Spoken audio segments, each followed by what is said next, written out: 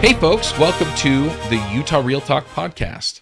I'm your host, Charles Max Wood, and this week I'm talking to Ernie John. And Ernie, we know each other from the Republican Party stuff. You're a delegate, and you're also a city council member. I am. In American Fork. Yep. And yeah, it seems like every other time we talk, it's like, okay, explain to me this water thing again, because you work for the water district or something like that. You want to explain what you do? My title, I love this, is North Utah County Water Coordinator. What it means is I manage the American Fork Canyon watershed. I deliver water to 3 irrigation companies in 5 cities here in North Utah County. Okay. So if it comes out of your sprinkler in North Utah County, I probably had my fingers in it, or I walked in it. That's funny. I had the sprinkler guys here today. Yeah. Yep. It's like, it's all busted, fix it. So yeah, that makes sense. So, and as we talk, we talk about water policy. We've talked about, hey, how the heck does it get from the sky to my faucet kind of thing. I don't know if I still understand it. And then as I kind of dove in and I've started talking about the data center stuff, and people who are watching, I haven't recorded it yet, but you'll get that episode before this where I kind of go into the whole data center situation, both from the standpoint of what do we have to worry about and why may we need it. And so anyway, it's an interesting thing to get into, but one of the big issues that people, or big concerns people have, is the water. And so I want to get into that, but I don't think we can talk about it without talking about how the water comes out of the sky and comes out of my faucet too, right? Because that's where people are concerned, is how do I, especially out where they're putting the data center, it's a little more rural. So it's how do I water my animals? How do I water my crops? How do I have enough water to just live? Right? How does that affect people maybe in the towns nearby? People are concerned about Great Salt Lake. So we're going to get into all of that. Okay, good. Anyway, just to back up a little bit though, because I don't want to just start off with the data center stuff, because I think if we understand the other uses of water, then we can talk about where that fits in. Does that make sense? That makes sense, yeah. So let's just talk first about like how we get water to people. Right. Okay. Just here in the city, like how does that work? So most cities in North Utah County and most cities across Utah have two water systems. They have their culinary system, the drinking water, right, and they have then their outdoor, the pressurized irrigation. Right. Some cities, Oremond's a great example. Saratoga Springs, they only have a single system. Their water, it does everything. Yeah, we have a dual system here in Lehigh. Yep, and I deliver water to that dual system. Right. So part of the water that I deliver ends up watering your lawn. Right. So the drinking water is pretty easy. We're really fortunate in Utah County, especially North Utah County. Most of the cities up here have springs, and we channel those springs. They were developed in the late to mid 1850s, 1860s, and we're bringing that water down, and then we supplement it with pumping our underground aquifer. Okay. So one of the things that I've been working on for a decade is groundwater recharge. Right. So you and I are going to be okay, and our kids are going to be okay, but as Utah continues to grow, and the numbers have changed. It used to be 70% of the growth in Utah was from our kids not leaving. That's switched. It's only about 50%. But even at that 50%, our grandkids aren't going to have water if we don't figure out a way to put some more of the water in the ground. Yeah, we had that conversation when I was interviewing county commission candidates, right? Yep. Some of them were like, yeah, I got pretty involved in the aquifer recharge, and it's pumping water the other way. The other direction, yep. Provo City actually treats water from their wastewater plant and direct injects it into the ground. Oh, that's amazing. We're going to do it a little better. We're going to do it through gravity. So if you're within a quarter of the mile of the mountains, all along the Wasatch Frontier, that's where the water, you have to be there in the mountains to hit the deep aquifer where we get our drinking water. So once the water comes out quarter to a half mile from the mountains, it's not drinking water. It can't be. It has to be surface water. Okay. Because it's all gravel and rock there, and it filters on down, and it takes our aquifer, Area 55, stretches from the mountains, mouth of American Fork Canyon, just across the Jordan River, Orem to Point of the Mountain. We're one little bowl of water. Okay. How long do you think it takes to get it across from the mountains all the way to here, West Lehigh?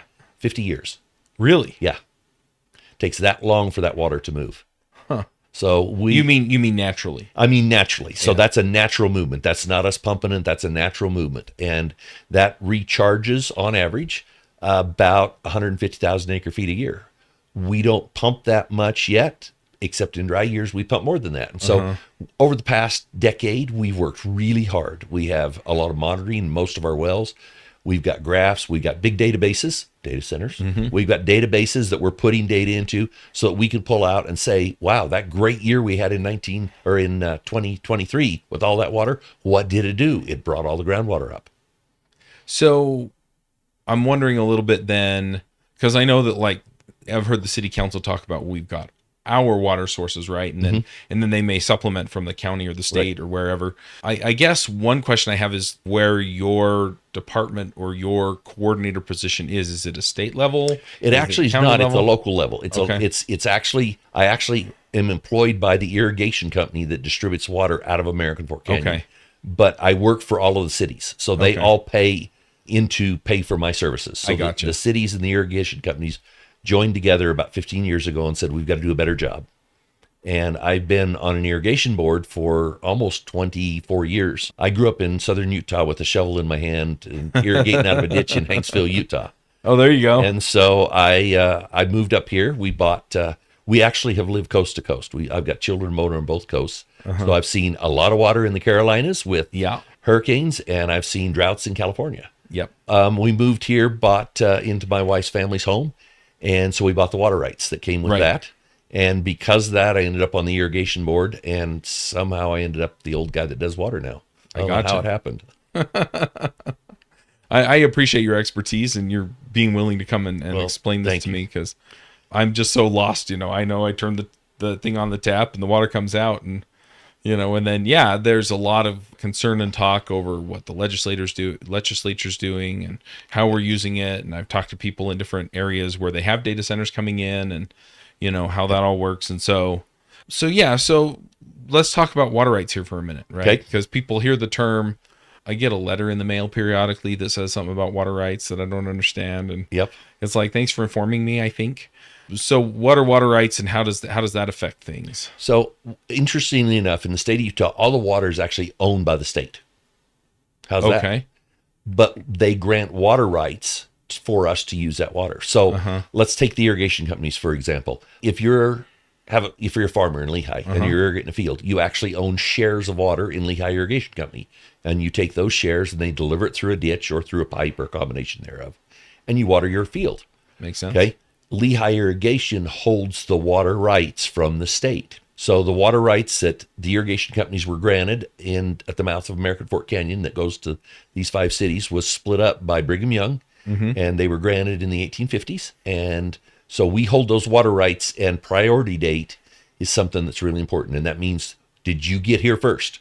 1853 is really good for being there first. So I read something about a prior appropriation doctrine. Is that what you're talking about? The priority date? Yep, the priority date. So let's say you build a house here in Lehigh in the 70s and you wanted to drill a well. You had to buy the water rights from the state, and you bought the water rights. Now you own the rights yourself to drill that well and pump that water out to your house. But now your water rights are only 1972. Okay. So if the water starts getting really short, who gets cut off first? Me. Yeah, because you've had it longer. I've had it from the 1850s. Okay. So that's really what water rights are, is it's priority date and when did the state grant you those water rights.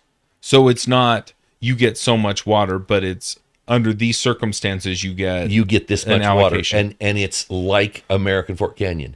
You get what comes out up to a certain point. So the irrigation companies that own that water up the canyon, there's 3 of them. So Lehigh, American Fork, and Pleasant Grove jointly own the water rights in American Fork Canyon. Once it reaches a certain point, then our water rights stop, and the rest goes to Utah Lake and then on to the Great Salt Lake.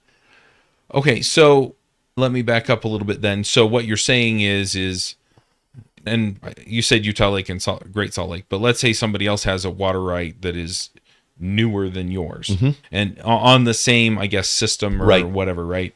So they don't get anything until yours is filled. That's right. I get my share first, and then they get their share later. Okay. So this isn't like stock shares where we all get our portion according to what we have. No. Okay. Now, on a year, if we have stock, now, it gets a little more complex. Stock in an irrigation company, you have X amount of shares, and they're valued by the state at a certain amount of water. But that's an average. Right. Okay. And that's in big years like 2023, we got our full water right. In this year, in 2026, we're going to get probably 30% of that right, because that's all there is. So we split it up jointly, and we all get our 30% of the overall total. But the other people who are... If there are people farther down. So our water rights are tied to a date. So this is a really weird year. You know how it got really warm in March? The water rights for our irrigation companies, and most irrigation rights start on April 1st. All that melted in April or in March, I just watched it go downstream, and I let it go onto the Utah Lake and then on the Great Salt Lake because it wasn't my water.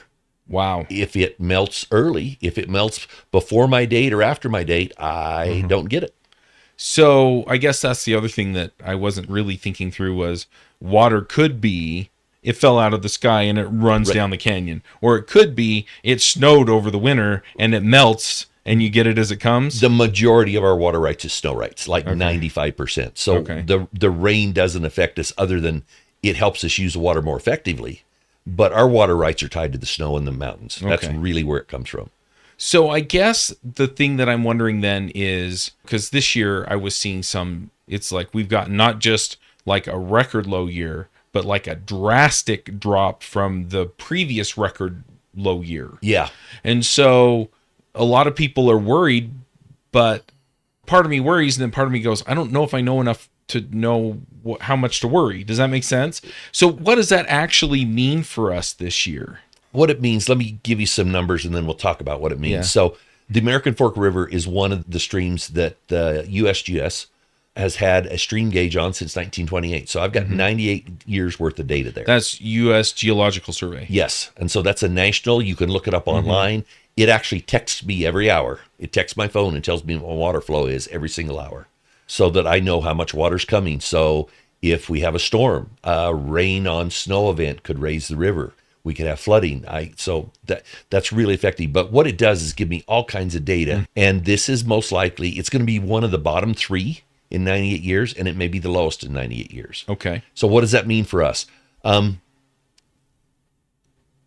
years ago, it would have meant you and I, if we're out here farming, instead of farming 100 acres each, we're probably going to farm 20 acres each. Now, it might get kind of lean if that's all we got to eat. Today, what it means is we have less water to go along to water our lawns because the majority of the water here in North Utah County still goes to the cities and to water the lawns, the gardens, everything. Yeah. There's not enough farmers left to use the majority of the water anymore. Okay. Which is, the legislature calls it buy and dry. So and that's what the data center did, is you buy the property and you buy the water to go with it so you have enough water to develop the houses. Okay.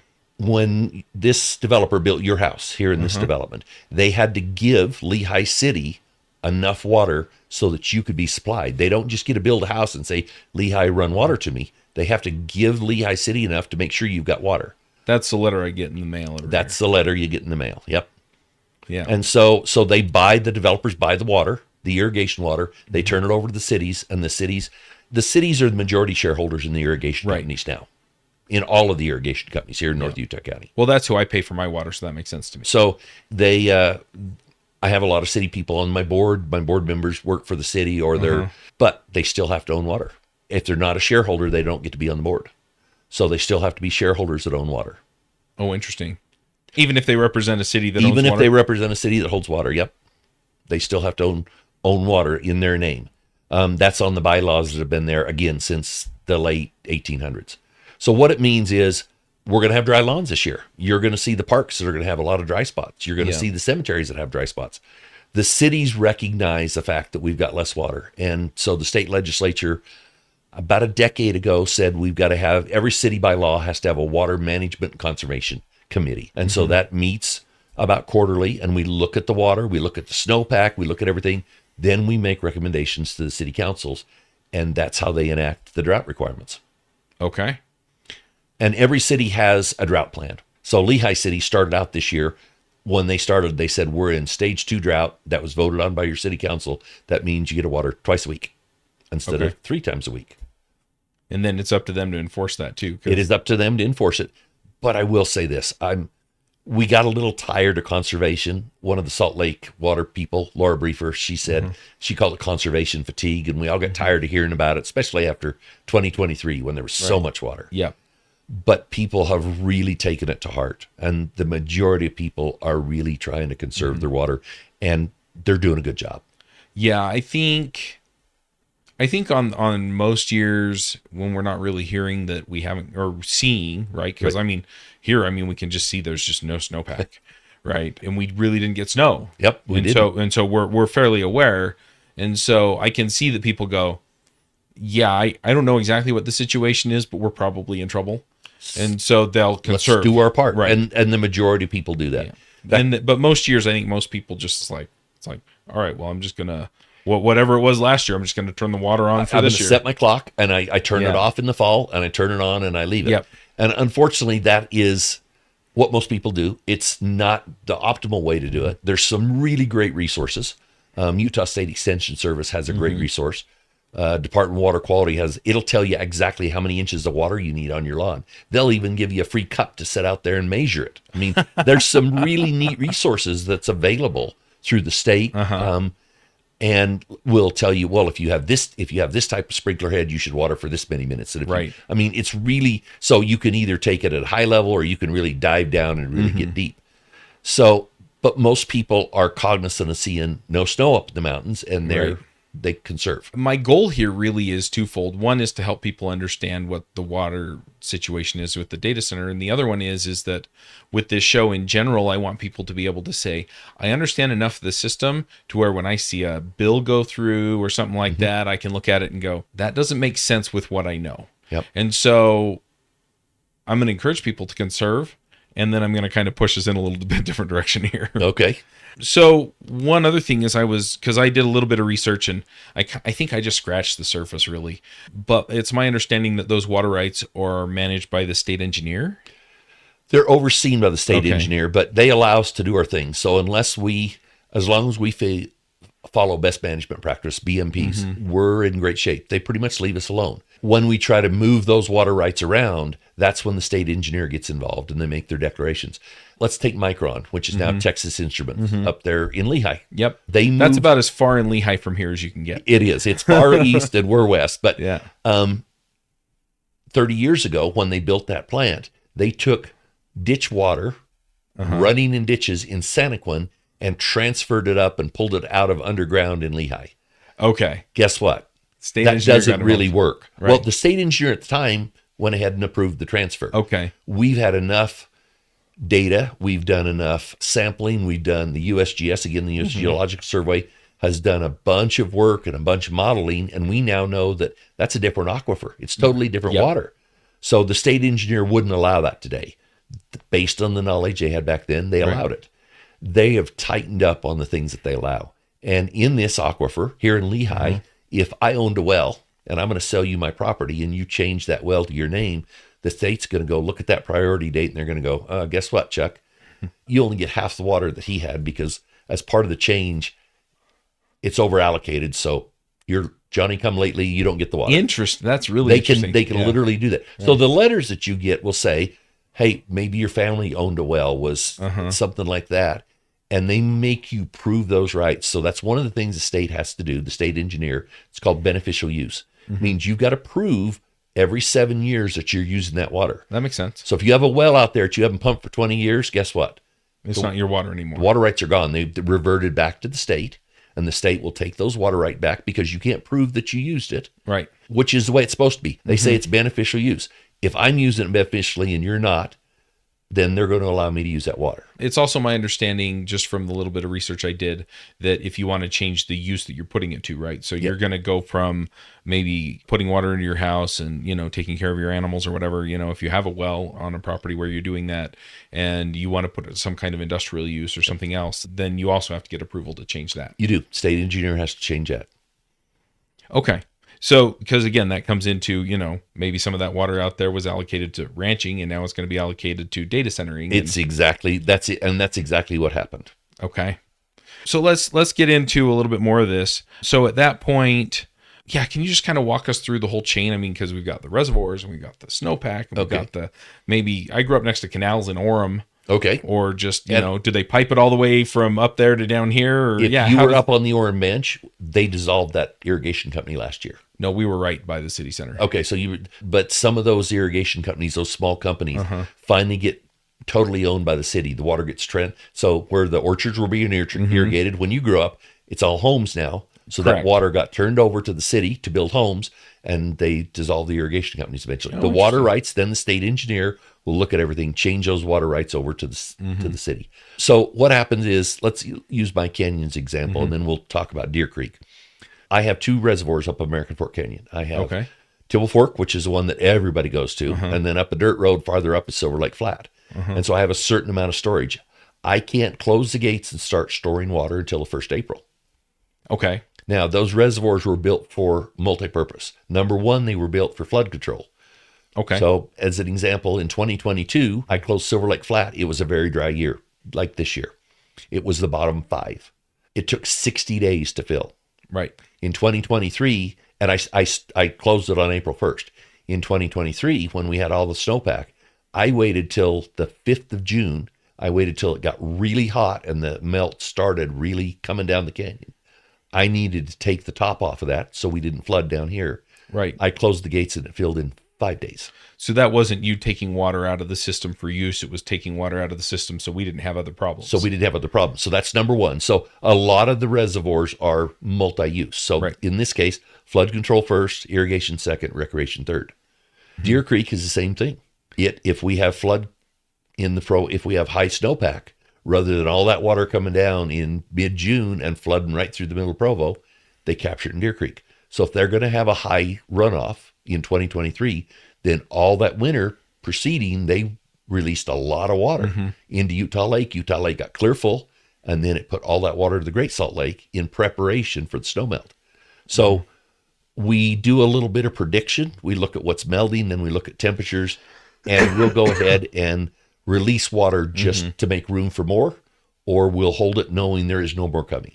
So you may store water that you don't have rights to just to keep from flooding and things like that. Right. But then you let it go later. And then if we don't, in this case, Deer Creek this year, I don't sit on that board, but I attend those board meetings because we own all of the cities here in North Utah County. We own water in Deer Creek. And that's great water from our standpoint because we get to take it late season when all the snow's gone. And normally the farmers in the old days, August, they were out of water. Well, now we start pulling that water in August and we keep water until October. So that's part of the Central Utah project. That's what everything came about. So that really benefits us. But you're right. We had to release about 10,000 acre feet of water this year that we had to store early. And then because we didn't own it, it was before our water rights. Right. So the other question, and this is a little bit off topic, but I'm kind of curious then, if it's possible that we have more years like this year, should we be building more reservoirs and storing more water, or is that in a kind of a naive take? No, it's not. We've done a really good job of building as many as we can. I think, and we all believe that the days of the big federal fund, the Lake Powell days, the Lake Mead days, even Deer Creek, those days of the big, huge, multi-million, $100 million federal projects are not available anymore. Right. So if we build them, it's going to have to be ourselves, as in the state of Utah. Right. We may get some federal funding, but it's not going to be like we did before. Okay. There is more reservoirs that can be built, but it gets harder every year because the environmental regulations get tighter. That's not necessarily a bad thing, but it just makes it more expensive and takes longer. Okay. So what's the difference between a water district, a water conservancy district, and a municipality fund providing water? So Utah State Constitution is written that when water comes into a city's name or a county's name, they can never divest that water. It stays there and they can trade it. So let's say Ernie had water to trade to Lehigh from American Fork City, Lehigh City. We could do that between cities. Okay. But once it's in a municipality's name, it remains, has to stay there forever. And that's by the Constitution. So in the 50s, everybody formed metropolitan water districts. In this case, Lehigh has a metropolitan water district. They are recommended by the mayor. They're appointed by the city council. And then they manage that water for the city, but they can buy and sell it. So if they own water, they can sell it. So technically the city owns it, but they don't own it. Does that make sense? Yeah, so kind of. The Metropolitan Water District is operated in the name of the city, and they manage the water for the city's use. Right. But if it's in the best use to sell water Y and buy water X, they can do that. Okay. Whereas if the city owns water Y, they can't sell it. It's theirs forever. Oh, I gotcha. Okay. So they can't. You're talking, because you were talking the city water district and the city, and I was thinking, well, aren't they the same? No, you're saying they're not the same. They're not the same. And they're not the same for those exact reasons, because it gives them the flexibility. It gives them flexibility. But yet they're controlled by the cities. So like American Fork Metropolitan Water District, on that board, we're all appointed. We're, like I said, appointed by the city council, and we answer to the city council. Some water districts are taxing entities. We're not, but some are. Right. My father-in-law lives down in Emory County, and he's talked about that water district and their taxing and stuff like that. Yep. So Salt Lake Sandy Metropolitan Water District is the big one. Jordan Valley Water Conservancy District, those are big ones. And they then can buy and sell water to the benefit of their cities. As an example, I had a water broker come and want to buy water from American Metropolitan and build homes in Lehigh. Well, was that in American Fork's best interest? No. So we didn't sell him the water. Right. Okay. Did I sell to another developer that bought American Fork? Yes. Because we answer to the city, and we do it for the best interest of the city. Okay. So is there a difference between a conservancy district and a water district?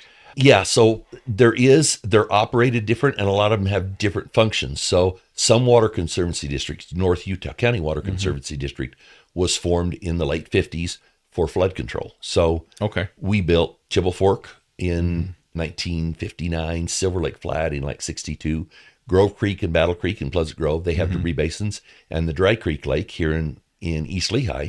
Those all fall under North Utah County Water Conservancy District. And if you look on your taxes, the very bottom line, you probably pay $4.95 to North Utah County Water Conservancy District. So if you're Orem North, you pay into that district, and they help for flood control. So they're a taxing entity. They're a taxing entity. Okay. But again, it's the bottom line on your taxes, and it's not very much money. That makes sense. So we have culinary water, we have irrigation water. Yep. Are those water rights different? Or are they the same? Okay. They're different because for the most part, the culinary water rights are underground rights. Now, Deer Creek, they treat water out of Deer Creek because they have a big treatment plant, and Central Utah Water Conservancy District, which is, again, you'll see it on your line of your taxes. They deliver treated water to various cities, and they also deliver raw water, as in PI water, to the city. So they deliver both. PI, pressurized irrigation. PI is pressurized irrigation. So they'll do both. Water your lawn and your drinking water. They deliver both. Most cities, their water rights for drinking water are either tied to a spring or they're a well. Okay. One of those two. Gotcha. So I guess the other thing is I've heard the city talk about we have these resources, right? Like some of the springs and stuff. So does the city own those, and are they not managed by your water group? No, they're normally managed by the city. So Lehigh City owns the rights and has pipes from springs clear up in Alpine, and they pipe that water all the way down here.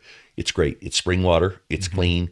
It's pressure, so you don't pay money to pump it out of the ground. Right. When the power goes out, we still have water. American Fork does the same. Highland City has nothing but wells. So they had to have a lot of backups. So if the power goes out, they still have to provide water to fight fires. Right. You can't get without water. You still have to have it one way or another.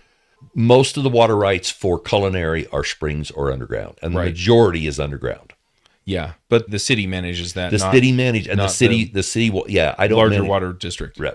Here in North Utah County, no. Lehigh City is Lehigh Water. They manage that. Salt Lake Sandy Metropolitan Water District, they manage both. They manage the drinking water and. Oh, interesting. So it depends on the entity. I guess what I'm saying is that they get some of their water from folks like you. Right. And then they get some of the water from these springs and wells and stuff that they own. And those they manage on their own. And then the other they buy from you and work out how to get it into our system. It comes from various sources. Yep. Gotcha. So you were talking about the aquifer recharge and, kind of look into the future. So do we have any concrete plans for we do. How we do this for the next 50, 100 years? We do. There was a study that was undertaken in, I think, 2009, and I helped finalize the study, and then we did the presentations to the city here in North Utah County. And so we have a plan. We've identified multiple places where we are going to use to recharge the aquifer. All of them are up tight against the mountain, and over the years we've purchased those jointly as we work with Central Utah Water Conservancy District on that. Part of the COVID funds that we all got. Utah County ended up with about $150 million of that. Yeah. The first $10 million came to allow us to purchase property so that we can do groundwater recharge. Okay. Now that wasn't enough. We had to add another $10 million to it. Yeah. And it will probably be a decade before we're totally engineered, finalized, and know exactly have everything fully operational. We drilled 5 test wells last year and did a study. We'll do another study this winter, running water in, measured infiltration rates, how much the water comes up. There is a plan to make sure our grandkids have water. Okay. But if we don't, it's very easy to kick it down the road, kick the can down the road. And I'm grateful that I work with a group of people that said, no, we're going to take this bull by the horns.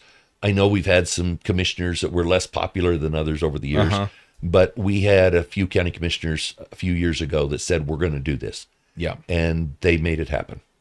Yeah. I mean, politics aside, if you're doing the right thing, at least. Yep.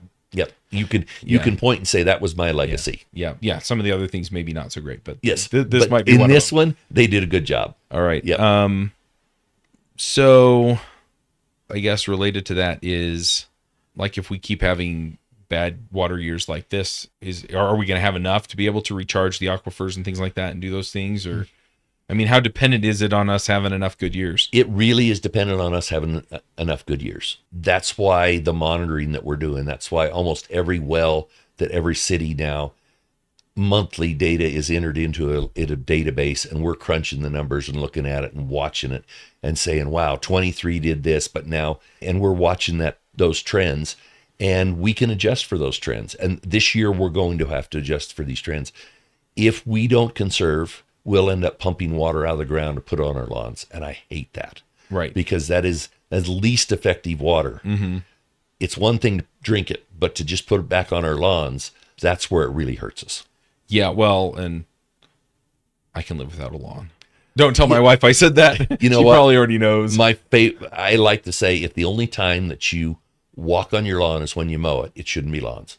And there are so many places in, like Central Utah Water Conservancy District, they have programs.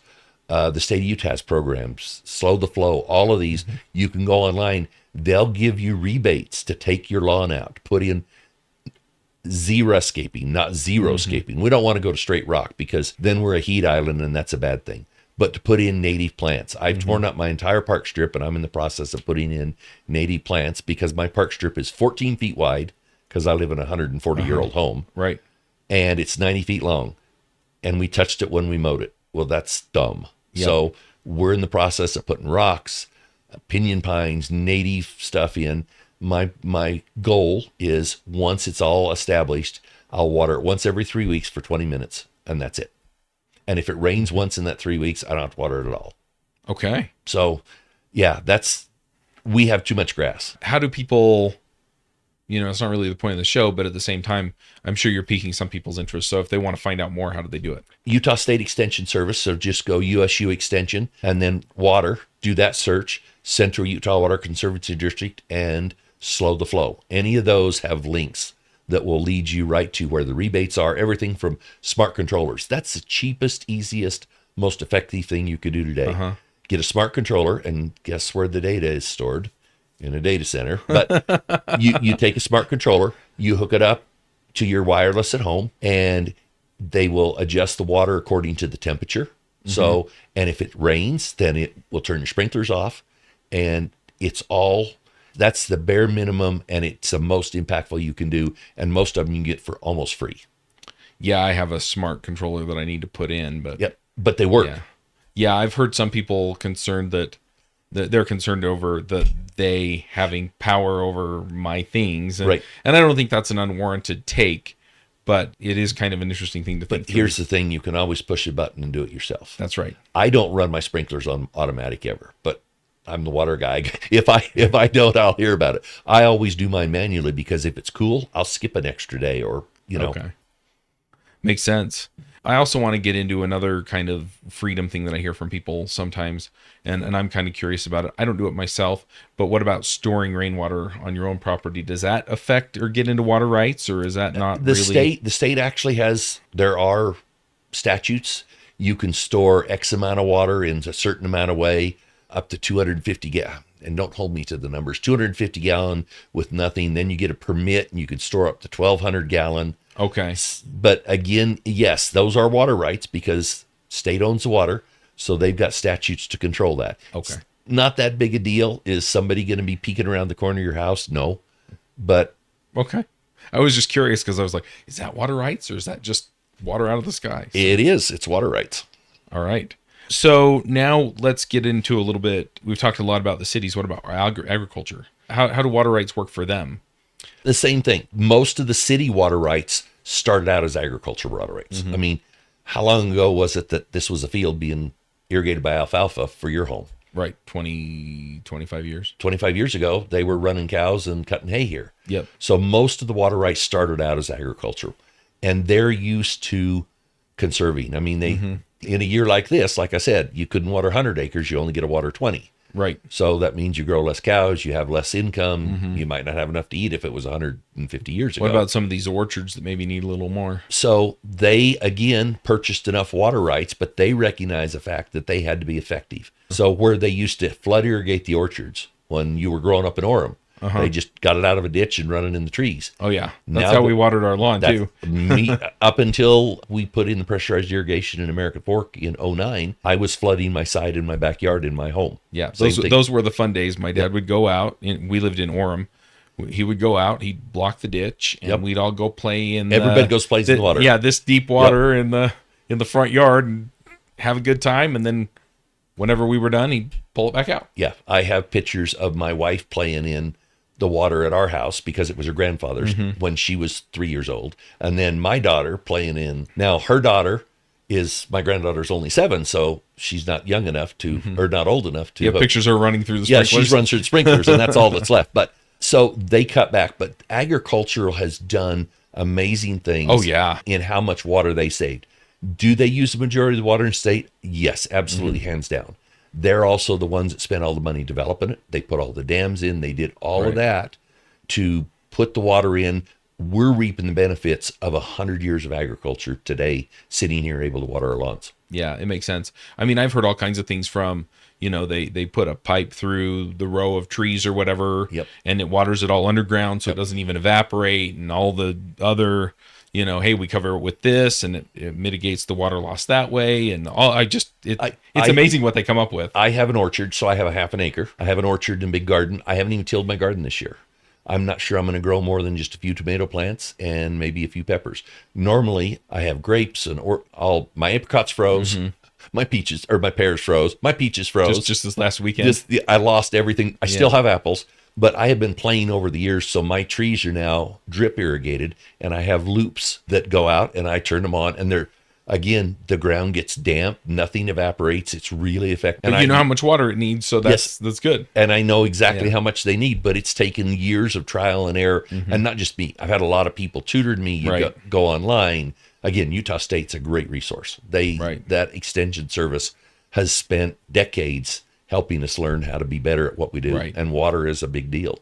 So we can take some of these conservation efforts without deeply impacting agriculture and stuff, because they're accounting for it too. They are. Yep. We're all in the same boat. Yep. They don't get preferential treatment. When we own a water right in Deer Creek, agriculture doesn't get a preferential treatment over the cities. A water right's a water right. We get our share of it. Deer Creek, give you an example. So when we have water in Deer Creek, when we own those water rights, I told you that we're dependent on snow and snowpack. We get an allocation every year of how much of our water are we actually going to get. This year, we're going to get 50% of the water that we own because that's all there is. So they're going to allocate 50%. As cities, we're going to try and save as much as we can, because if next year's a tight year, then we need more of what we saved. We need to keep some there, so we got some for next year. So that's kind of our challenge. Agriculture's in the same boat. They do the same thing. They're using the bare minimum this year to try and save it for next year. Gotcha. Do you have any idea what percentage of the state's water goes to agriculture as opposed to the cities? The number used to be about 80. I think it's in the 70s now, 70%. Okay. But again, what they're doing with that 70% compared to even 30 years ago, they're growing twice as much today with less water than they were doing 30 years ago. Okay. That's cool. Yeah. So are there tools for farmers to sell their water rights to the cities and stuff? They generally don't like to sell their water rights because they need them. They need them. When they sell their property, that's when they sell their water rights. They sell them together. They're tied together. That way the developer gets the water, turns it over to the city, because again, they can't build houses unless they give the city enough water to provide drinking water for you and water your lawn. Do they have to sell them together, or is that they don't have to sell them together? And maybe a farmer is leasing water, so a developer buys that property. They have to go out on the open market and buy water still again. I gotcha. Because you have to have X amount of water to build a home to turn over to the city. Otherwise, the city won't give you a building permit. And that's statewide. So one thing that came up, and I don't know if you're aware of this situation, the Bar H Ranch. No, that one doesn't ring a bell. Okay.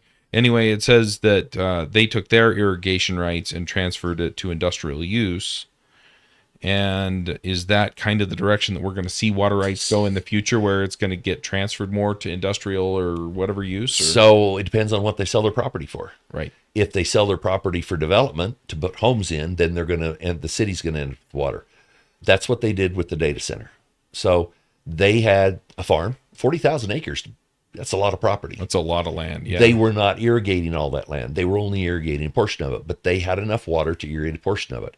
They bought the land, and then they bought the water to go with it. Okay. And then they put into the state engineer, let's take this water that's being used for agriculture and let's use it for M&I, industrial in this case.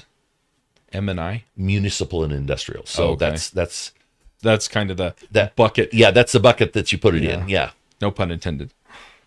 So, so what they do, and that's where it gets a little sticky because people really get frustrated when they realize that there's less water. The data centers have the potential, if they're done right, to actually use less water than they were using to irrigate the crops. But they're not producing crops, so you're not growing cows. So you got to look at philosophically, what do you want to do? Where are we going from there? Yeah, I definitely plan to get there. Yeah. I'm kind of curious too, before we hit the data center stuff, are there crops grown in Utah that maybe shouldn't be due to water use, or have we kind of figured that out? Alfalfa takes a lot of water. There's no doubt about it. There are advantages to growing alfalfa at a higher elevation. We don't live at sea level. From a protein standpoint, I'm an engineer, so I'm sorry. I love the details.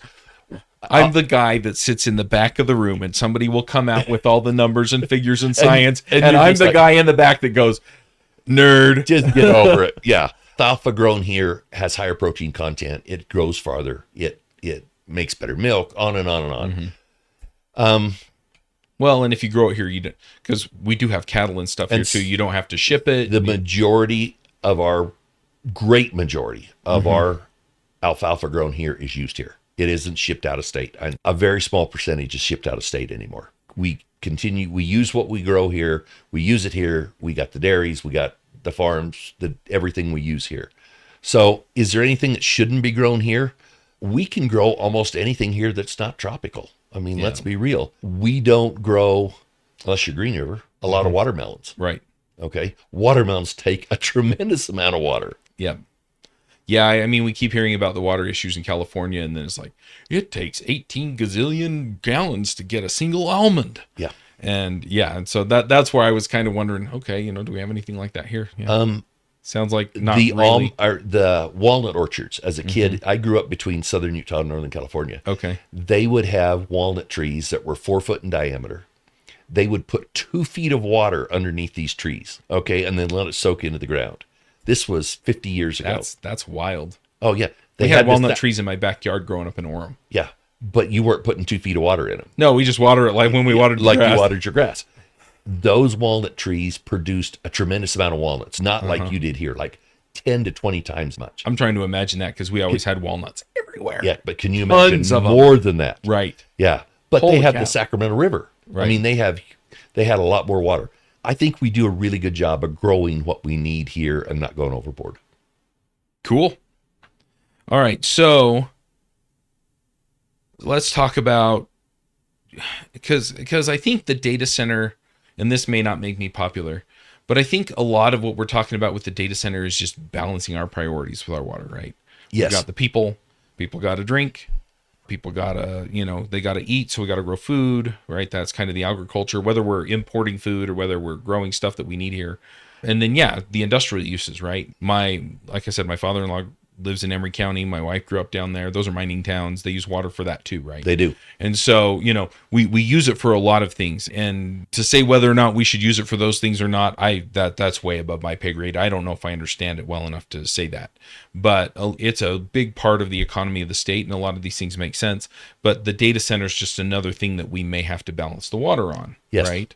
So does it change the equation at all on how we balance things, or does that just kind of fit in as another use under some other umbrella? No, I think there's a balancing act. And data centers in the past have used what's called a one pass. So basically they run water through, they cool their equipment, and then the water leaves. So it's used, right? It goes back into the river, goes back into the lake, whatever. Mm-hmm. Okay.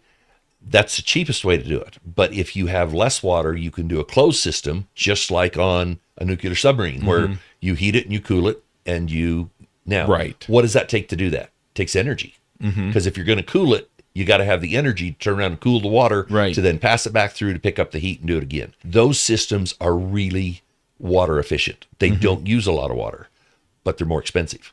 And that's kind of the research that I've been doing, because it's like, so people are concerned about the water usage for the data center. And that's what I found. Yep. Even 5 years ago, most of them it would just pass through, and that was it. Our favorite, probably one that everybody likes to poke fun at Point of the Mountain, is the NSA. Right. That's a single pass. Yep. And so people have that concern, and I think that's a totally valid concern. If you're running water through it all the time, from a water manager standpoint, that's not the way to do it. Unless you live next to the Potomac and you're pulling water up Potomac. Yeah, if you're back east, they don't have the water issues that we do. Or even parts of the Midwest, there's parts of the country that I think are better suited for data centers due to a water water resource, but that isn't all they look at for a data center. Right. Data centers are national security. Let's face it, they're part of our national security infrastructure, even if it's not the NSA. Do you remember hearing about Iran shooting missiles into Qatar? And they took out a couple of data centers, an Amazon data center. Were you aware of that? I think I did hear that. Shut down big parts of the government in the UAE. They shut down all the Amazon commerce. They shut down a bunch of other e-commerce, and Amazon was scrambling.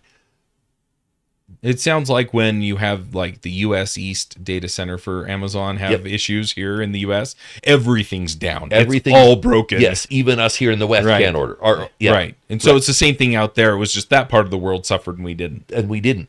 So where's the best place to build them from a security standpoint?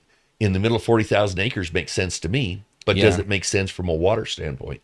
The water manager in me says no, unless you're going to be uber efficient. So let's talk about that, right? Because, and then I kind of want to get into some of the systems around it too, with the state engineer and things like that. But just from the standpoint of the water usage, right? Because I think that's where a lot of people are really concerned. It's like, hey, you're going to pull water off the system. So even if you pull it into a closed system and you have very little or no loss on the system, you still have to pull all that water off the system initially. Is that a concern, or is that much less of a concern? That's much less of a concern. Okay. I think the thing you need to look at is, where did the water come from? It just doesn't come out of thin air. This water is being used. Remember, it has to be used. You got to prove it up every 7 years. Right. It's called proof.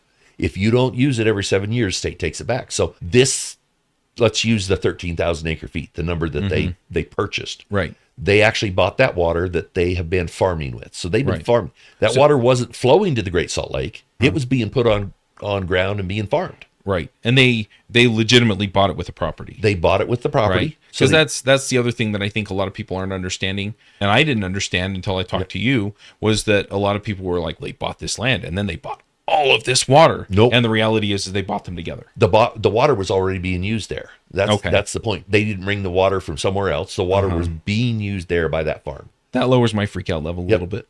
And so they can be very efficient. My concern from an engineering standpoint is they plan on generating their own power.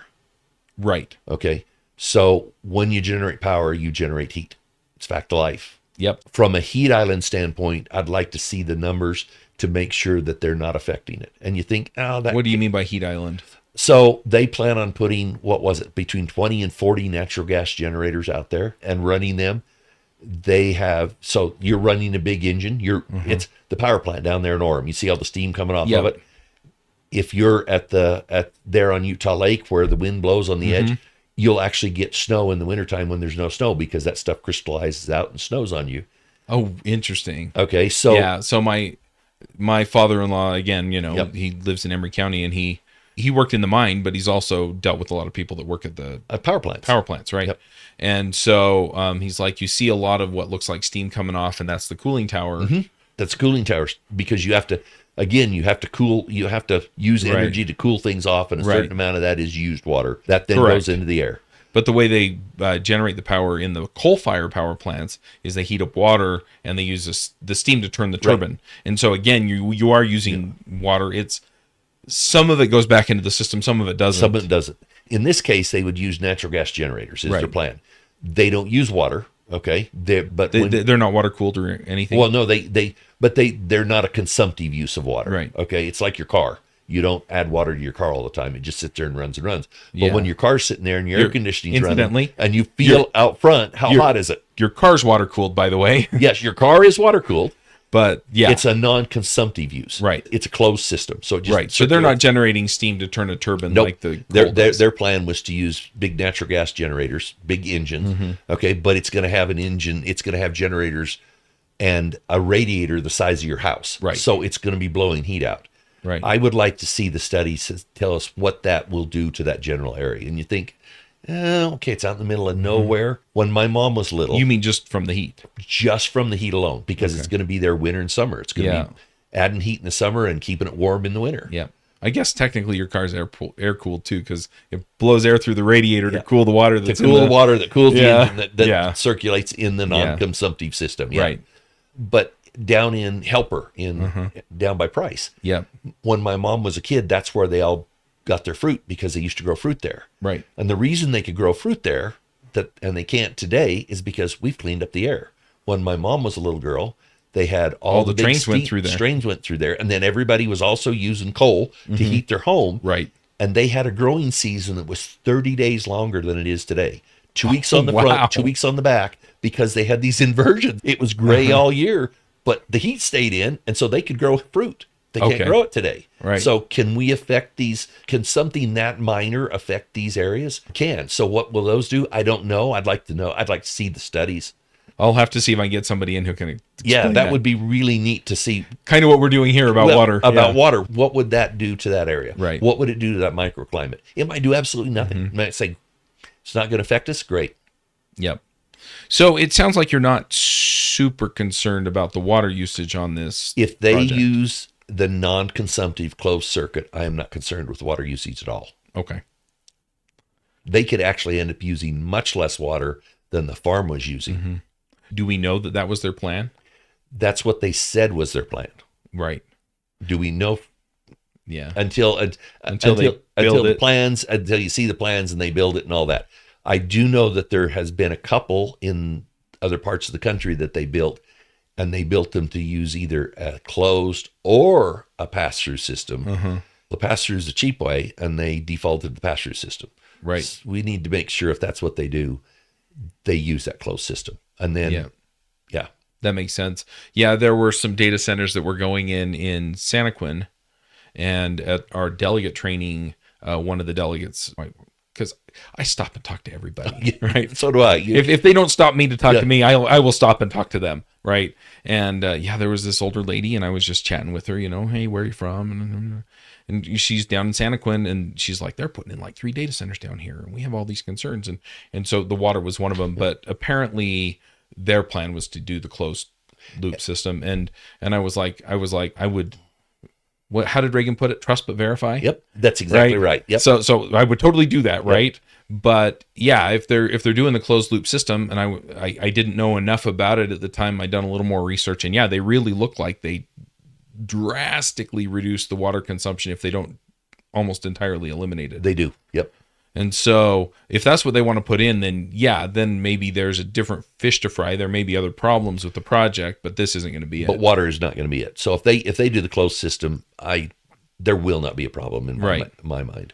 And as I intend to say in the other episode where I talk more about the data centers, the way that things are growing, with AI and with the different consumptions that we have and the different uses of technology and all of that, I really want to see Utah be a leader here, because that brings all of that business in. It brings those jobs in. And granted, sure, a lot of the square footage goes to computers, not people. And so you're not employing a Walmart's worth of people for a Walmart's worth of space. But at the same time, you increase property tax. There are other opportunities that come in with this. There are a lot of things that come from it. And honestly, we've proven that we're an energy-rich state. And so there are a lot of opportunities there that I would love to see. One of the main reasons you're coming in is, what is natural gas? They're going to power those generators with natural gas. That's coal bed methane. We are rich in coal bed methane. Right. We have some of the lowest natural gas costs to our home in the nation because we are energy rich. So that's another reason for them to be here. I believe that data centers, and I know you're going to get into it, are part of our national security, and our lives are so intertwined with them. If we don't have them and continue to grow, they are a big part of the engine that makes our economy go right now. Yep, absolutely. And I agree with you. I'd like to be a leader. And from a security standpoint, we're a great place to put data centers. Yeah, I guess the thing that I'm wondering is, like you mentioned, they want to do a lot of the natural gas power generation. You're pulling natural gas off the system that I pay for to heat my house and things like that. And so I'm worried about supply and demand there. You're talking about the heat. I hadn't even thought of that. If it affects you and I as consumers, then that's a negative. Yeah. Yeah. And so that's where I'm getting into, okay, look, is it just because I don't understand that some of this stuff makes me worry? Or is there a legitimate question here? And so, I thought, okay, well, I'll bring people in. But the other thing is, and we'll get to this in a minute, but we see the legislature pass bills on water every year. They do. And we some see good, some bad. Right. And we the county gets involved in the water stuff, the cities manage their water in different ways. And so that was the other piece that I kind of wanted to put together for people is whether or not you're concerned or not concerned with the data center, some of the things that they push through in the legislature and stuff are things that you ought to be paying attention to. Yeah. And so I'm going to get into some of that here in a minute. I guess the other question, though, before we get there is there were a whole bunch of people that petitioned the state engineer's office about the data center and about the water. So anytime it's called a change application. So if I was to move water from point A to point B, I have to file what's called a change application with state engineer. There's a protest period, and certain stakeholders are sent out. So if you're an irrigation company in the area, they're going to send you out a letter and saying, person X is going to move water to person Y over here, and you have the ability to protest it. Right. Most of them go through without a lot of protests. Depends. Some of them can be semi-controversial. Cities and as irrigation companies and as water managers, we do that. We move water around, and we work with state engineer. We say, well, what do you think of this? Well, okay, that's probably not a good idea. Can we do that? Okay, that'll work. So we do that. That happens all the time. There are hundreds of change applications a year filed. So it isn't like this is an unusual thing. Right. They filed the change application to move it from agricultural to industrial. So once people heard about it, then you can mobilize, and there was a group of people that mobilized that come out in force and said, let's go ahead and protest this. They take all those protests into account. There was one here in Lehigh that I don't remember which one. It was about 10 years ago. And there was 14 pages of single-spaced names of protest. There was about 4,000 of us. Wow. I protested it as an irrigation company. My wife protested it personally because both of our names are on our water rights water certificate. So she could protest it personally. They give people that have standing more credence. Does that make sense? If you're just standing, meaning that you're nearby it, you have will it affect us? Will this change affect us? So if I'm the irrigation company next door and I file and say this could do X to me, then the state engineer is going to go, okay, stop. We got to look at all this. Right. I own a ranch right next to where they're going to build it. Then you have standing, and anyone can protest it, but they don't. So I don't have to own water rights to protest it? You, as a citizen, you could file a protest at any time. Yep, and I think they had it says from my research they had 3,800 people, and I guess it's $15 to file a protest. Yeah. Okay.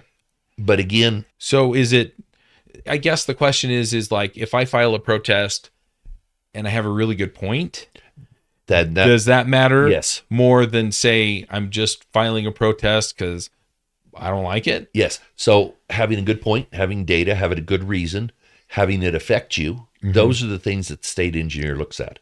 If they get too many, though, does that necessarily sink it? No. Okay. No. Because if you just say, I don't like it, this comes back to something that you and I hold really close to our hearts as conservatives, is property rights. So I have this property. I own a ranch. I own water. Can you tell me what I can and can't do with it within reason? Should I be able to sell it? Yeah. They fought, and we'll get into it, I'm sure they followed all the rules, just so you know. I'm glad I wasn't one of the, I felt bad for those Box Elder County commissioners. They were in a no-win situation. Yeah, I'm going to get into that in another episode too, because I think there were some things that they were considering, but I think there were some things they could have definitely done better. Yes. And so I don't know that I'm not as frustrated or angry with them as some people are, but at the same time, I am on just the process they followed. It was new. They were put in a hard spot. They could have done a lot better job. I wish they would have got everything out. When someone follows all the rules, and as cities we see this, we try to not get caught, but occasionally we do. A developer or someone will find, let's call it a loophole, or they could something that's totally legal.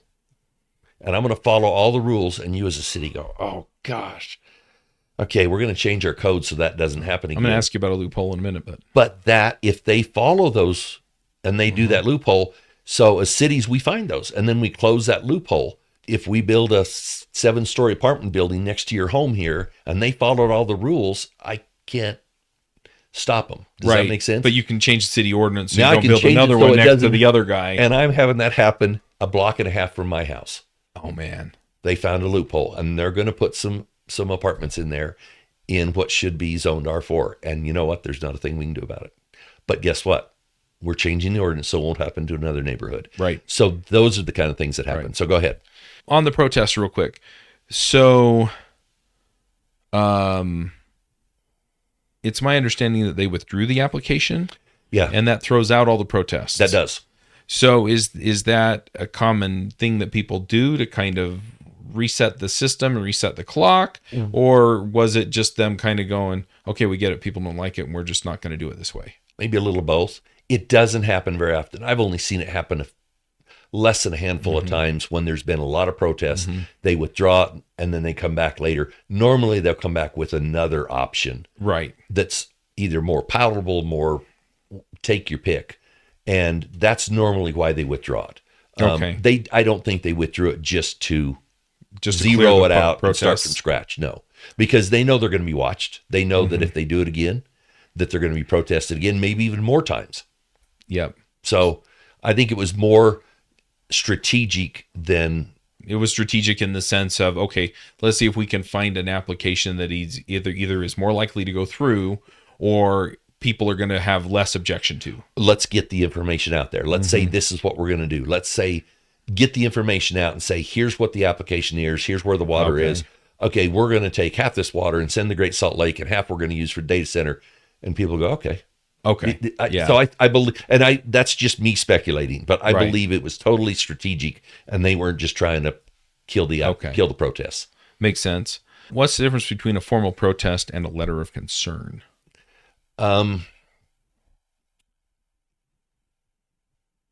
They're just looked at different by the state engineer. Okay. Does one carry more weight than the other? A formal protest carries more weight, but you'll see letters of concern from bigger entities. That makes sense.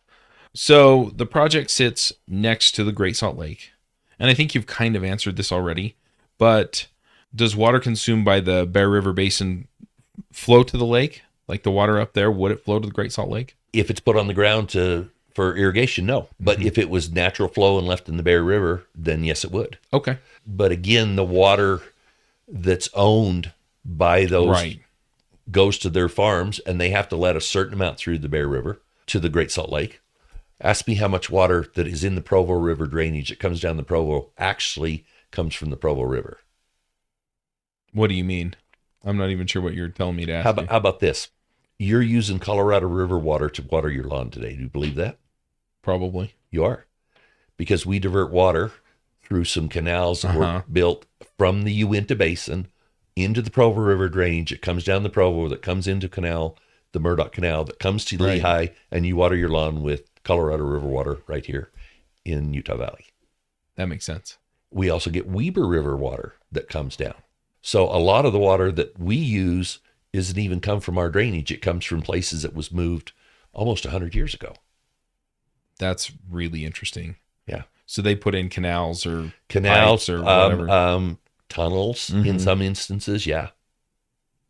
That's so fascinating. Yeah. So it's really complex, and you see the water just come running down the Provo, and you don't really realize where it all came from. So I guess what I'm wondering then is, does Utah law and the way that we manage water take into effect where it would naturally go if we didn't divert it or use it? Or up until lately, no, not really. Because when I first got married, when I was in college, we were putting the pumps in to pump water out to the West Desert so we didn't flood Salt Lake. I was living in Sugar House and thinking, I'm safe. I'm glad I don't live out in Magna, though, because they were building dikes to keep water from flowing into Magna. That back in like 83? That was in the 80s, yeah. Yeah. I actually sandbagged State Street for the State Street River. They called my religious organization to help, and we went up and sandbagged State Street, and it was pretty cool to see City Creek come running down State Street. So maybe I shouldn't say this, but that makes you about the same age as my parents, because they were in college having my brother about right around then. Probably so. I was a year or two old right around then. So we see these natural cycles that have just come through.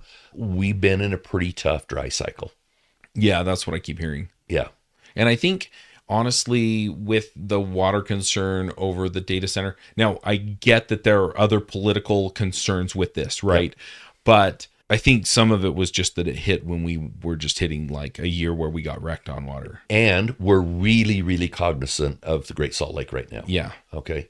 We know there's going to be effects. We know lake effect is a big deal. Lake effect snow that affects the Cottonwood Canyons, and in effect, my canyon is a big deal. Right. I'm an engineer, so I want to see the numbers. I hate speculation. Right. They say, well, we're going to get... Me too, because the other thing is the speculation. Somebody's going to speculate wildly over here, and somebody's going to speculate wildly over here. Yep. And so it's like, okay, but what's true? What's actually going to happen? Yep. They want to know how much dust. So we're now putting in dust sensors. We've got Utah State, it's University of Utah is doing a whole bunch of dust sensors. That's great, but we don't have a baseline. Right. Okay. We don't know what it was 20 years ago. We don't know what it was 40 years ago when we had way too much water. So let's gather the data and see. Is the Great Salt Lake important to us? Definitely. Do we need to do what we can? Definitely we do. But we've been using that water that should have been going in the Great Salt Lake for the last 100 plus years that we've lived here. So let's talk about the Great Salt Lake for a minute, right? Because we keep hearing about it, and then I'll hear something like, they're talking about the Great Salt Lake, but then they're trying to make us conserve in areas that don't affect the Great Salt Lake. Or, they're passing these blanket laws to save the Great Salt Lake that affect the whole state, when in reality, again, it doesn't really impact. It should be just the Great Salt Lake drainage. Yeah. And so some people are saying, well, it's kind of a control tactic that people are, the legislature or some other organizations that influence legislators are trying to use to just exert control. Yes. So my question is how much truth is there in that? Because it sounds like there may be some truth in, hey, we have to conserve and put more water in the Great Salt Lake. And there's some truth to, hey, there are these people who have other agendas that are trying to make other stuff happen. Yes, both. I believe as a water manager that we need to do our part for the Great Salt Lake. Okay. To the detriment of other things, it needs to be balanced. I totally believe that. And I believe we can do both. But we do have groups that are trying to exert control over what we do. And let's face it, being a state legislator is hard. I mean, we passed almost 1,000 bills. And they passed them on everything. Yes. Right. They have to be experts on everything to understand everything they're doing. And I am grateful that we have legislators that will go to specific people for expertise. We fought one bill that was really a tough one this last year. HB 501, and it went to interim, and I'm going to be working with them on interim. As water people, we'll be working with the legislature. We know what they were trying to do. They were kind of trying to use a sledgehammer instead of a tack driver. And I'm grateful that they listened, and we were able to say, okay, let's put it to bed for this year. Let's work on it and bring it back next year in something that makes sense. Interim committee was this last week, or is it this week? It's this week. Okay. But so they'll be, and unfortunately, some of them get snuck through by less than honest groups, and that do try to do things that are in most of our worst interests. So we're kind of conflating the two issues with the Great Salt Lake and the legislature, but a lot of the Great Salt Lake stuff comes from the legislature. It does. So how do we begin to recognize, okay, this is a good bill that maybe makes sense, and this is a bad bill that, maybe isn't. And then, to your point, some of them kind of get snuck through on other stuff because it just doesn't raise a red flag with enough people. And so how do we find those? So one, if it hasn't come through the State Water Task Force, that's really a red flag. Okay. Because the State Water Task Force, that is their job. How can you tell? You ask the legislator, did it come through State Water Task Force? Or you ask who's knowledgeable about the bill. And if they say no, then that's the biggest red flag you can see, because that group is tasked with trying to balance, use some common sense, and give the legislature options. Okay. If they don't go through the State Water Task Force, or if it hasn't, we've got different groups, the Great Salt Lake Consortium that's working toward the Great Salt Lake. They're really keyed on the Great Salt Lake. So they need to balance it off. If they look at it, State Water Task Force looks at it, it's probably going to be a pretty good bill. Right. But if it doesn't touch one or both of those, then you need to look at it really hard. Okay. So what did this bill do that you are rejiggering? So what are you rejiggering it to? The big, beautiful bill did some things that, again, as a conservative, I'm glad they did, but they took a bunch of federal funding out of water and sewer infrastructure. Okay. To the tune of probably $700 million from the state of Utah. Oh, wow. Yeah. So the legislature said, what are we going to do? Because we have across the nation. I think I know which bill this is. Okay. Across the nation, we have aging infrastructure in our water and sewer. We're not the only ones. It's a whole nation. Right. It took billions out of all this funding all over the nation. Right. So how do you replace it? How do you keep funding bill this? I'm thinking of. Okay. Yep, it is. So they said, well, let's come up with the idea. Let's set a median income, and we want a certain percentage of that income, and we're going to take it to state and then dole it out. And they wanted to raise $1 billion a year. Right. That could have put $200 to $300 a month on a water sewer bill on a home. Yeah, they were looking at charging per water and sewer hookup and things like that. A 1.5% on a water hookup, 1.5% on a sewer, and they said, "Oh, by the way, PI is coming down the road. We're gonna roll it in later." It could be huge dollars. Do we need huge dollars? Yeah, we do. Yeah. First, they said, "Well, give it to us and we'll dole it out," and then they were it's kind of like the legislature does sometimes. They had a substitution already ready, and they slipped it right out and said, "Oh, you can keep your money, but we're still going to make you collect it." So on one hand, we're going to lower your taxes, but over here, we're going to collect the money, but the cities have to collect it. So who are they going to blame? The cities. They're going to blame cities, even though the cities have to do it. So do we need some money? Yes. Do we need to figure out a way to do it? Yes. I think raising $1 billion a year right out of the gate isn't the way to do it. Well, we've got to be more surgical in the way we do it. And the other thing that is that I understand that they were also earmarking some of it for special projects that were managed by unelected group. Yep. The second you get to unelected group, I'm just like, I'm out. I don't care if it's a good thing. Yeah. I'm out. And the reason is because I want to be able to go nose to nose with that person and go, I'm voting you out. I and the people around me, if we don't like what you're doing, we can make you go away. Yep. And the unelected groups, just, but that's interesting, right? Because, I could add hundreds of dollars to a bill over. Yeah. It was per year? It was per year, and they were going to have a committee set the median income for each entity. So Lehigh would have one median income, American Fork would have another, and then you would do that. But it wasn't workable because then if you throw sewer in, we have a joint sewer plant, TSSD, Thibodeau Special Service District, that treats our water. Okay, well, what if Lehigh says, we're not going to participate? We don't care. State penalizes, we don't care. And American Fork says, we are. So it wasn't workable the way it was written. So that makes sense. I think that was the biggest thing is we were able to show them the way it's written, and that's fairly common. It just won't work. So let's figure out a way to make what you want to do work and make it, like I said, more surgical, more strategic than just across the board. Boy, they played in both of your sandboxes there, both with the city stuff and the water stuff. It was tough. This last legislative session was long. I heard that from a couple of people where it was like, look, on the water stuff, they had like all of these bills in, like none of them were great. Yeah. And I will say this, for the most part, they'll have constituents and groups come to them and they're trying to do the right thing. Right. Fair enough. The law of unintended consequences as an engineer is where things bite you. And I think that's what slips by with the state is they, on the face, it looks good and they don't see the unintended consequences. I had something else I was going to ask related to that. And no, I'm not running for the legislature. That wasn't my question. A year or two ago, they passed a law that said that they had to put meters on the pressurized irrigation. Yes. Right. So they came and they dug a big hole in my yard and they ruined my little patch where I was going to plant some other stuff. And that didn't make me happy, but they hired these contractors and that's what they did. And they put it in. But I don't think the city is charging us for usage yet. Well, and I don't know that that was necessarily mandated as part of the deal. It was. Oh, it was. So we have to, mandated by the state, all entities have to charge by 2030.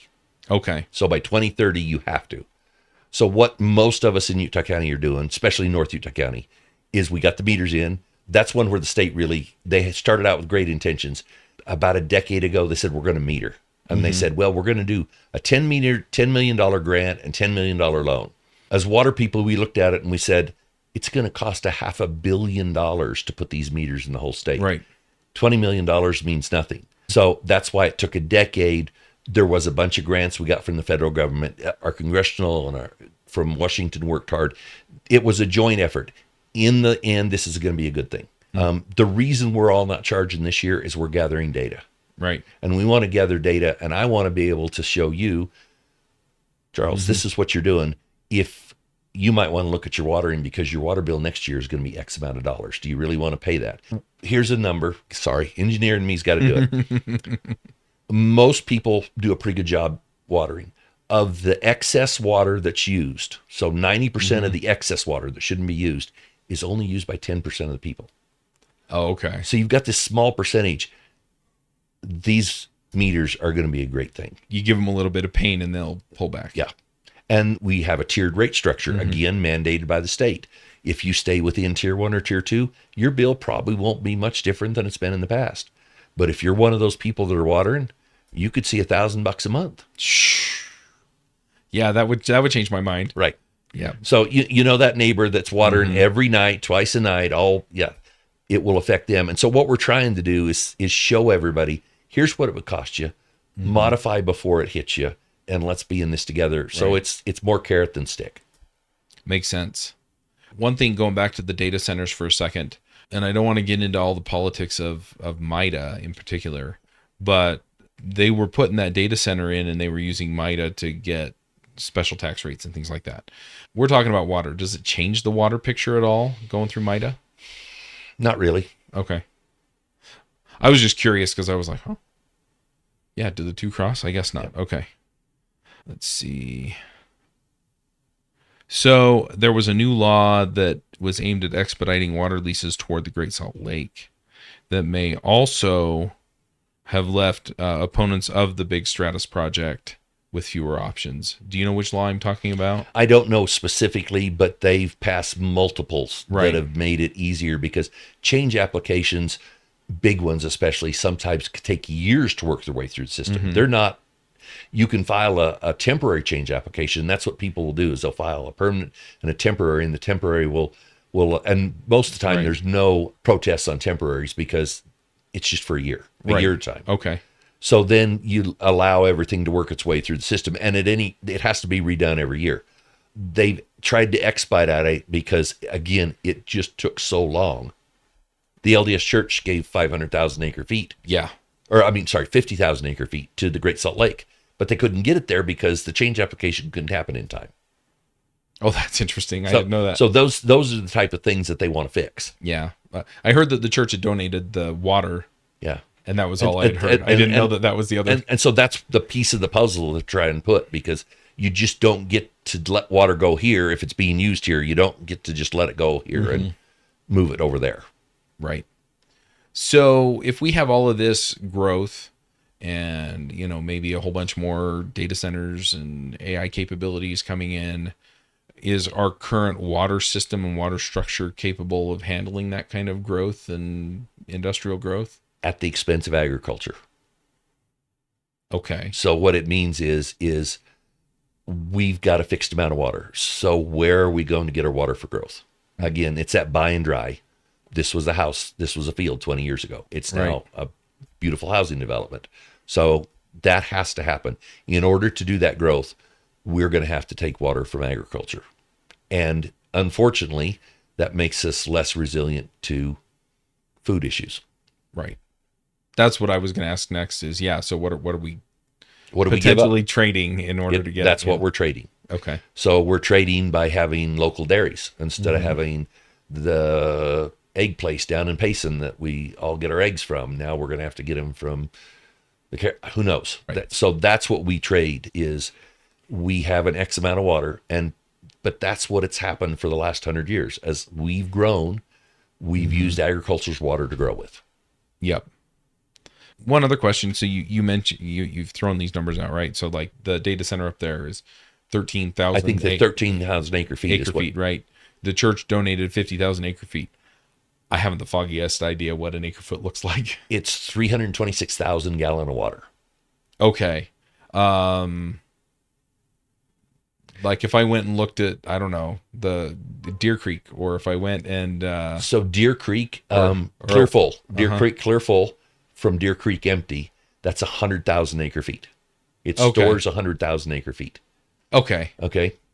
So you think, well, that's a lot of water, because Deer Creek is actually 150,000, but you leave 50,000. It's called a conservation pool. That's what keeps the fish alive and keeps the dam operational and all that. Okay. So if you let it get as low as you could get it without killing all the fish and stuff. We've used 100,000. That's 100,000. Yeah. Okay. My little reservoirs up American Fork Canyon, I get to store a grand total of 250 in one and 1,000 in the other. Okay. In the grand scheme of things, is that a lot of water? Not to the Great Salt Lake, but to us here in North Utah County, it's a big deal. So how many acre feet am I probably using just living in my house? The state has a number that when you build a house, you have to turn that water over to city. They say a 0.45 acre foot is what you have to turn over. So just under a half an acre foot is what you will use. And that's based upon your house, irrigating about 1/8 of an acre, 20 chickens, 4 horses, 2 cows. And that's really what it is based upon. We use a little bit less than that sometimes, and sometimes we use a little bit more, but that's a good number statewide. Okay. Makes sense. So at the end of the day, I guess are there other things you want people to know about water and how water? Every bit of water we conserve, even indoors and outdoors, makes a difference because it is a finite resource. We're totally dependent upon that snowpack. Yeah. We have great years. In 2023, when we had all that water, American Fork Canyon put 50,000 acre feet into the Great Salt Lake all by itself. Wow. Okay. I went 4 years and never had enough water flow, even when it wasn't being used for irrigation, that it never made it to Utah Lake. It sinks into the ground and sinks into the aquifer before. Right. So talk about two very different scenarios just a year apart. So if you treat it as a finite resource, and we'll have enough for our kids and our grandkids, this place will be able to grow and prosper. And agriculture is still going to get better. They're going to learn better ways to use their water more effectively. All right. So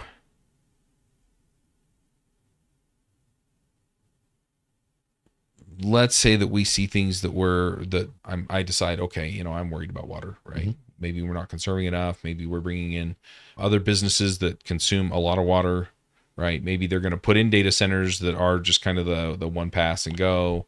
What do I do? What do people out here who are concerned about water, what do they do beyond just conserving their own home if they want to see something change? Start at your local level and work your way up. Start with your city council. If it's coming with the city council, ask questions. Find out what the plans are. Find out how much water it's going to use. When the NSA Day Center came in, we were all as water people going, this is not a good idea. We understand what they're doing and why they're doing it. But boy, that's a lot of water. Yeah. That was a decade ago. Yeah. Okay. We've gotten a lot better. Start moving it up the chain. Know who your state legislators are. Talk to them. Mm-hmm. They'll listen. When you get a lot of people, believe me, they'll listen. And that's where you start. But start at your local level. And I hate to say this because it's my feet, hold your feet to the fire. Hold your local elected officials' feet to the fire and make sure that's what the best interest for your community. Yeah, I have to echo that. I mean, for the most part, now granted, we turned over 2 seats here in Lehigh and the mayor, but for the most part, they'll listen. Some of them are better at it than others. I will agree. Yeah. But, and the same thing with the legislators. The ones that I've gotten to know, they're mostly people like you and I. Yep. They'll come sit on your porch, or you can go sit on theirs, and you can tell them what you're worried about. And sometimes they have very good reasons for what they're doing, and they'll explain that to you. And sometimes they'll look at you and go, I need to look into that more. Yes. And, but yeah, I agree with you. We have to be involved. And I guess that's what got you and I involved is we realized that we can make a difference. But just get your friends and neighbors to understand what's happening. Don't just listen to the news media and complain. Find out what's really going on and make your voice heard. That's what I'm trying to do with Real Talk Utah, or Utah Real Talk, is, hey, look, let's understand this, and then let's go get involved where it makes sense. And I'm not advocating that you get involved in every issue on everything for every, thing that comes up. But the ones that matter to you, go do it. Yep. But we have people that come before our city council, and I was not going to put this hat on, but I am so grateful. They have a specific issue that's important to them, and we'll go, whoa, what? Didn't even think of that. Or, okay, we're doing this and this. And they're like, oh, great, we didn't know that. So you get both, and I'm grateful. That's what that public comment period is there for, and it very seldom gets used except under one hot button topic, and then they pack the whole place, and then they go home and think they're done. Yep. And they're not. Keep going. Stay informed with the issues. Yeah. Speaking of the data center, that's one of the big things that I think the Box Elder County Commission got wrong, is they had all those people there. They all had those concerns, and they didn't take any public comment. Yep. They didn't let any of those people speak to their concerns, and they didn't answer any of the questions.